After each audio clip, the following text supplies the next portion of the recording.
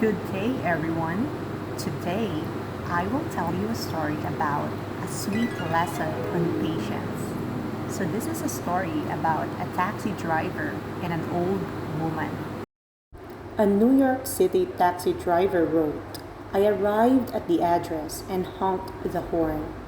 After waiting a few minutes, I honked again. Since this was going to be my last ride of my shift, I thought about just driving away. But instead, I put the car in park and walked up to the door and knocked. Just a minute, answered a frail, elderly voice. I could hear something being dragged across the floor. After a long pause, the door opened. A small woman in her 90s stood before me. She was wearing a print dress and a pillbox hat with a veil pinned on it, like somebody out of a 1940s movie. By her side was a small nylon suitcase. The apartment looked as if no one had lived in it for years. All the furniture was covered with sheets. There were no clocks on the walls, no knickknacks or utensils on the counters. In the corner was a cardboard box filled with photos and glassware. Would you carry my bag out to the car? She said. I took the suitcase to the cab, then returned to assist the woman. She took my arm and we walked slowly toward the curb. She kept thanking me for my kindness. It's nothing, I told her. I just try to treat my passengers the way I would want my mother to be treated. Oh, you're such a good boy, she said. When we got in the cab, she gave me an address and then asked, could you drive through downtown? It's not the shortest way, I answered quickly. Oh, I don't mind, she said. I'm in no hurry. I'm on my way to a hospice. I looked in the rearview mirror. Her eyes were glistening. I don't have any family left, she continued in a soft voice. The doctor says I don't have a very long time. I quietly reached over and shut off the meter. What route would you like me to take? I asked. For the next 2 hours, we drove through the city. She showed me the building where she had once worked as an elevator operator. We drove through the neighborhood where she and her husband had lived when they were newlyweds. She had me pull up in front of a furniture warehouse that had once been a ballroom where she had gone dancing as a girl. Sometimes she'd ask me to walk in front of a particular building or corner and would sit staring into the darkness, saying nothing.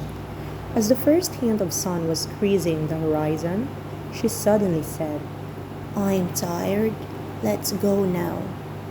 We drove in silence to the address she had given me. It was a low building like a small convalescent home, with a driveway that passed under a portico. 2 orderlies came out to the cab as soon as we pulled up. They were solicitous and intent, watching her every move. They must have been expecting her. I opened the trunk and took the small suitcase to the door. The woman was already seated in a wheelchair. How much do I owe you? She asked, reaching into her purse. Nothing, I said. You have to make a living, she answered. There are other passengers, I responded. Almost without thinking, I bent and gave her a hug. She held onto me tightly. You gave an old woman a little moment of joy, she said. Thank you. I squeezed her hand and then walked into the dim morning light. And behind me, a door shut. It was the sound of the closing of life. I didn't pick up any more passengers that shift. I drove aimlessly, lost in thought. For the rest of that day, I could hardly talk. What if that woman had gotten an angry driver, or one who was impatient to end his shift? What if I had refused to take the run or had honked once, then drive away? On a quick review, I don't think that I have done anything more important in my life. We're conditioned to think that our lives revolve around great moments. But great moments often catch us unaware, beautifully wrapped in what others may consider a small one. The moral of the story is patience is a virtue. Our ability to wait for someone without getting upset or angry is such a valuable quality of being a person.